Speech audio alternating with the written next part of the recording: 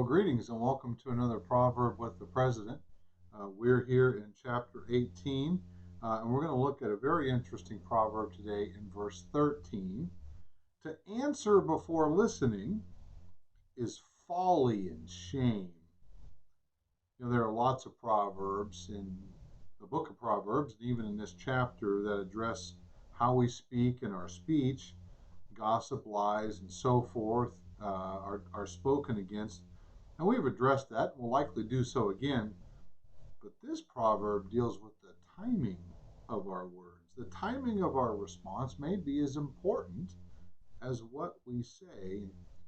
More to the point, in this proverb, failing to hear the other person first is viewed as folly and shameful. Well, I thought about that for a little bit. Why is it folly not to listen to the other person speak first? Well, I made a little list. First of all, you might already be in agreement with them. So if they're speaking and you're listening, you might say, I completely agree with that. If you're speaking before listening to them, you might be speaking to topics that are irrelevant to the conversation, or topics that have no meaning on the matter. You can't expect a person to listen to you if you've not listened to them. You've heard the phrase shouting match, but really nobody's listening to each other, right? So why would they listen to you if you've not listened to them? It occurred to me that the other person might actually have a point. And so maybe I need to hear that point before I begin to try to help them understand my perspective. It's just good manners to listen to other people.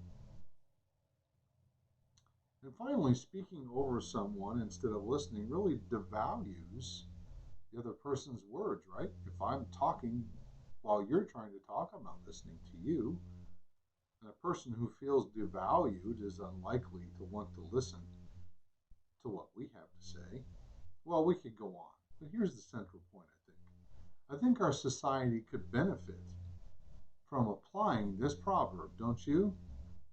But that would, of course, require that we stop talking long enough to listen to its message.